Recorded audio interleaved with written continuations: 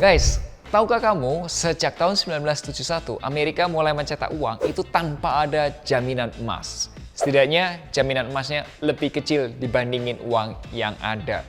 Itulah awal terjadinya fiat money dan akan bisa jadi masalah besar ke depannya. Tonton video ini kalau kamu suka cerita konspirasi.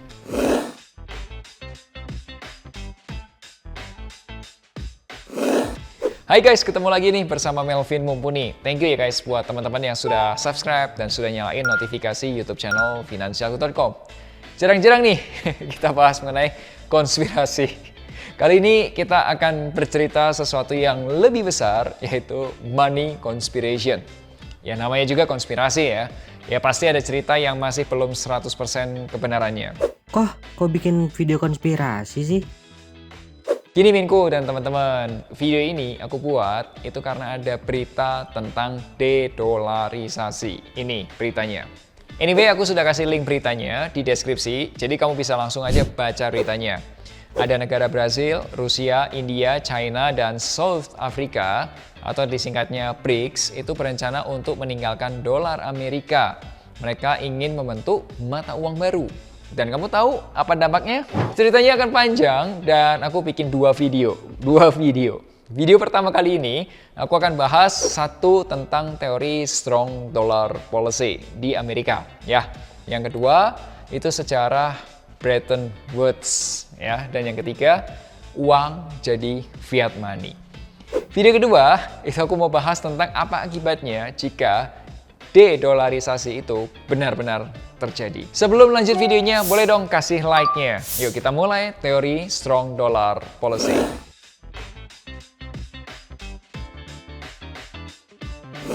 Jadi gini teman-teman, menurut sumber Wikipedia, strong dollar policy adalah kebijakan ekonomi Amerika yang didasarkan pada asumsi bahwa nilai tukar dolar Amerika yang kuat itu menjadi kepentingan untuk Amerika dan seluruh dunia. Aku pribadi nih ya, kurang setuju dengan asumsi tersebut. Ya mungkin penting untuk Amerika, tetapi belum tentu penting untuk seluruh dunia, ya gak sih? Kalau menurut kamu gimana? Silahkan tulis di kolom komentar. Jadi gini teman-teman, ketika dolar Amerika itu menguat, maka rupiah dan mata uang lainnya akan melemah. Kalau rupiah itu melemah, artinya kita butuh lebih banyak rupiah, kita butuh lebih banyak uang untuk membeli dolar. Coba perhatikan gambar berikut ini. Nih, perhatiin. Perhatikan teman-teman di titik A, itu pada tanggal 23 Januari 2018, harga 1 dolar Amerika itu setara dengan 13.287 rupiah. Di titik B, pada tanggal 7 April 2020, saat pandemi COVID-19 masuk ke Indonesia, harga 1 dolar Amerika itu setara dengan 16.748 rupiah. Dolarnya menguat, dolarnya jadi makin mahal dibandingin Indonesia. Jika kita melihat situasi di titik A dan titik B, kita dapat simpulkan pada saat B itu rupiah melemah terhadap US dollar atau US dollarnya yang menguat. Kementerian Keuangan Amerika itu juga mendukung kebijakan strong dollar policy. Caranya gimana? Ya satu, kebijakan untuk menjaga inflasi tetap rendah, mendorong investasi asing, dan mempertahankan peran mata uang dolar Amerika dalam sistem keuangan global. Nah, yang jadi masalah apa? Nah, yang jadi masalah gini, dengan kondisi sekarang, apakah inflasi Amerika itu rendah? Coba kita lihat datanya. Inflasi Amerika sekarang ini berada di angka 6%-an. Ya kurang lebih lah ya. Coba kamu lihat datanya. Masih lebih tinggi dibandingin sebelum terjadinya COVID-19. Harus diakui, angka inflasi ini sudah mulai menandakan arah penurunan. Artinya sudah menjadi lebih baik. Nah, bagaimana dengan investasi asing? Nih gambarnya. Menurutku, investasi asing termasuk foreign direct investment ke Amerika itu masih oke. Dan bahkan sekarang sudah lebih tinggi dibandingin kondisi sebelum terjadinya COVID-19. Cuma, angka ini perlu dipertanyakan kembali, perlu dikritisi. Apakah investasinya dalam bentuk penyertaan modal atau dalam bentuk utang?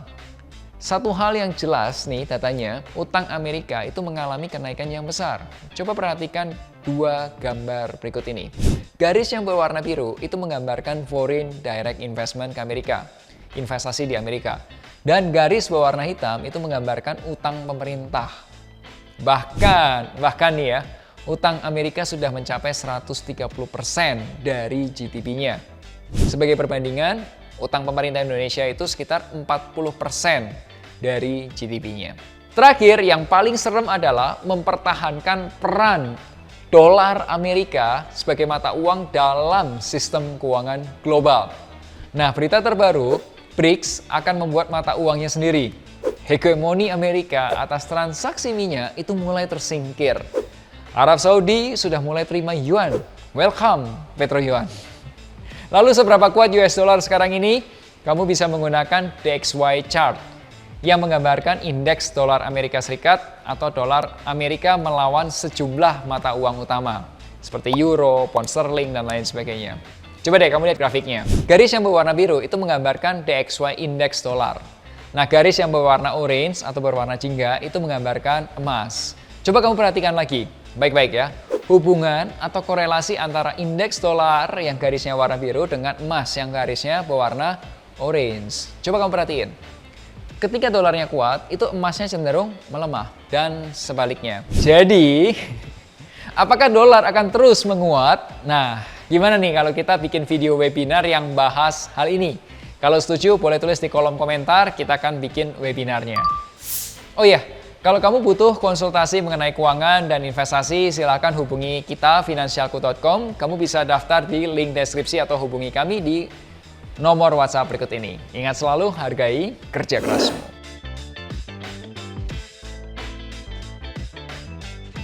Banyak YouTuber yang membahas mengenai perjanjian Bretton Woods.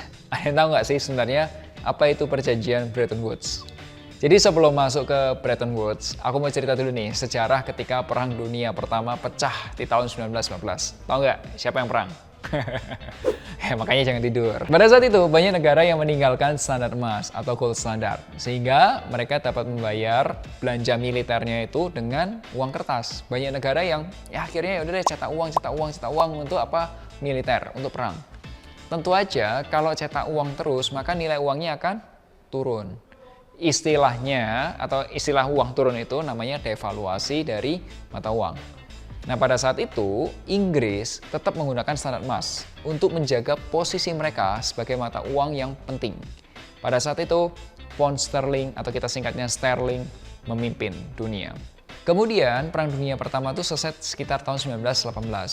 Nah, setelah Perang Dunia selesai, yang pertama selesai, kemudian negara-negara itu mulai menata ekonominya. Nah, singkat cerita ada satu case di tahun 1929 itu yang namanya The Great Depression. Ekonomi negara-negara di dunia itu mengalami permasalahan. Nah, akhirnya Inggris meninggalkan standar emas itu pada tanggal 21 September 1931. Hal ini menyebabkan banyak pedagang dunia itu menjadi kewalahan. Inggris untuk pertama kalinya harus meminjam uang. Dan Amerika Serikat menjadi salah satu debitur atau yang ngasih pinjem dari banyak negara yang ingin membeli obligasinya Inggris. Tapi obligasinya itu pakai mata uang dolar Amerika. Sejak saat itu, dolar menggantikan pound sterling sebagai mata uang cadangan internasional. Wajar aja, pada saat itu Amerika menjadi negara dengan cadangan emas terbesar di dunia. Pada saat itu ya.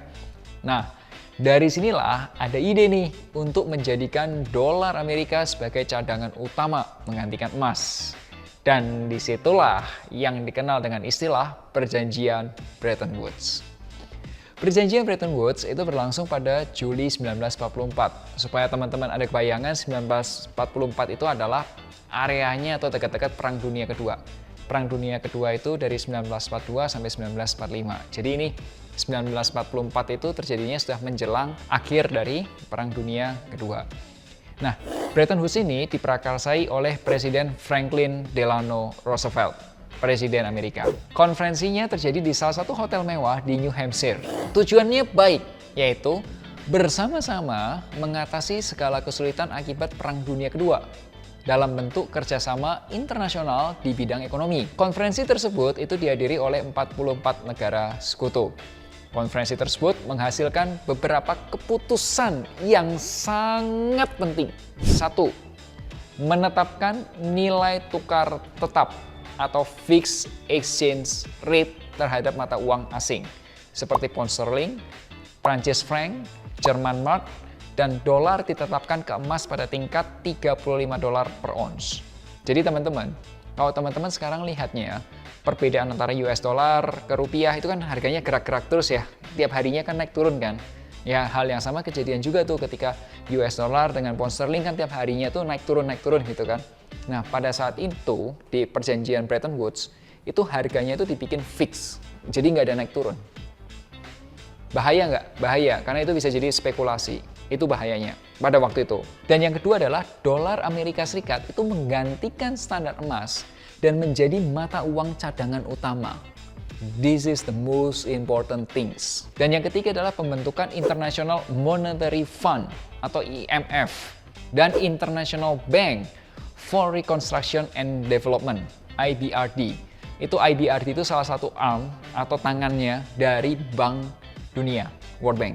Nah, keputusan tersebut itu diamini, disetujui oleh semua orang-orang yang ada di situ. Dan keluarlah konsep namanya fractional reserve banking.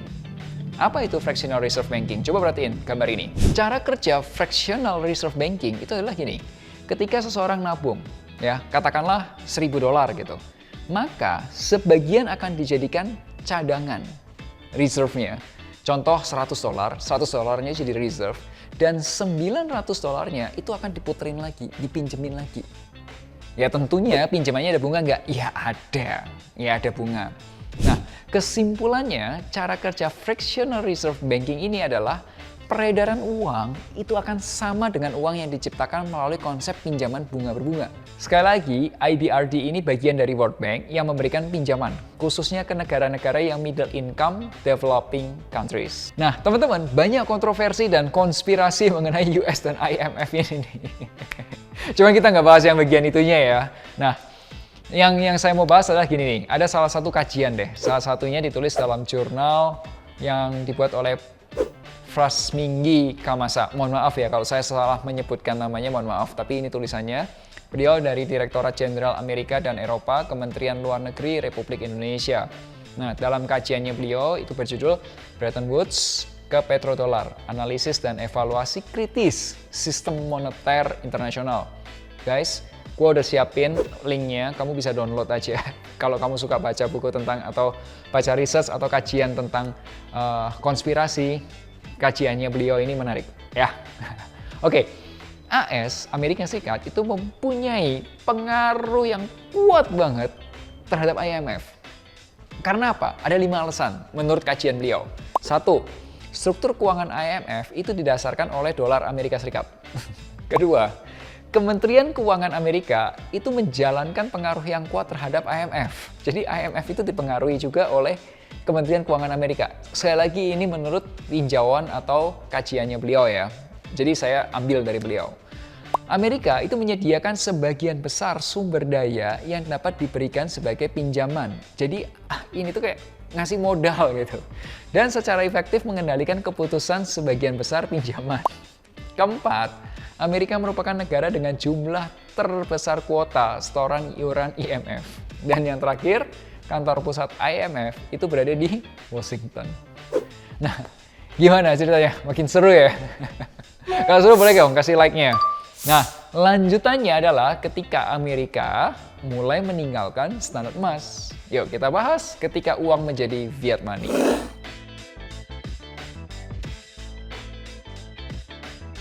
Kejadiannya ini terjadi pada tahun 1971. Pada saat itu kepercayaan dunia terhadap dolar tuh mulai turun atau boleh dibilang hancur. Kenapa? Inflasi Amerika dan defisit neraca pembayaran Amerika. Jadi cadangan emas yang disimpan di lemari besinya, di brankasnya itu namanya Fort Knox gitu ya, itu dengan cepat habis. Nah, di sisi Amerika, ini kan dari orang luar nggak percaya, tapi di Amerikanya ngomong apa? Di sisi Amerika, Presiden Richard Nixon itu menengarai terjadi aksi spekulasi yang merugikan dolar Amerika. Kemudian Presiden Nixon muncul dengan sebuah pidato berjudul Address to the Nation Outlining a New Economic Policy, The Challenge of Peace. Dan ini adalah bagian dari videonya Presiden Nixon yang paling penting dan mengubah sejarah dunia. Accordingly, I have directed the Secretary of the Treasury to take the action necessary to defend the dollar against the speculators. I have directed Secretary Connally to suspend temporarily the convertibility of the dollar into gold or other reserve assets, except in amounts and conditions determined to be in the interest of monetary stability and in the best interest of the United States. Presiden Nixon itu menangguhkan sementara, sekali lagi menangguhkan sementara, konversi dolar ke emas. Tapi apakah benar-benar sementara atau selamanya? Kebijakan inilah yang akhirnya mengakhiri sistem Bretton Woods yang mengatur sistem ekonomi global dan mulai era mata uang floating atau mengambang bebas. Tadinya di Bretton Woods itu semuanya fix ya, mata uangnya itu fix, sekarang udah floating. Nah, floating akibatnya apa? Seperti sekarang ini, US dollar ke rupiah itu tiap hari bergerak. Kadang di angka 15.000, kadang di 14.000, bisa ke 13.000, bisa ke 14.000 lagi dan seterusnya. US dollar ke Japan yen juga, US dollar ke pound sterling juga, US dollar ke euro juga, semua bergerak. Jadi itu yang namanya jadi variable atau floating ya. Nah, oleh sebab itu ada pertukaran mata uang asing. Contohnya di ini. Nah, di website ini.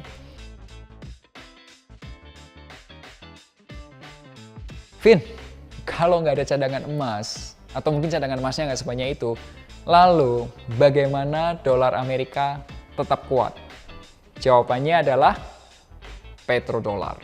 Nah, coba perhatiin grafik harga minyak mentah, khususnya pada pertengahan 1970-an. Teman-teman tahu tadi kan, timeline-nya kan di 70-an kan? Nah, ini lihat datanya. Pada saat itu, harga minyak mentah tuh mengalami kenaikan. Minyak mentah itu dalam bahasa Inggris crude oil ya. Perdagangan minyak mentah tersebut itu menggunakan mata uang dolar Amerika. Makanya disebut petrol dan dolar, petrodolar. Pertanyaannya, bagaimana jika perdagangan minyak sudah tidak menggunakan dolar? Bagaimana kalau perdagangan minyak itu menggunakan China Yuan? Seperti di berita ini. Apakah akan terjadi perang lagi? Yuk kita bahas di video berikutnya. Share kalau kamu suka video ini. Sampai jumpa di Melek Finansial hari Rabu depan. Akhir kata, make a plan and get your financial dreams come true. Wah, ini kalau misal sampai Petro Yuan bisa ribut sih. Bisa terjadi war nih.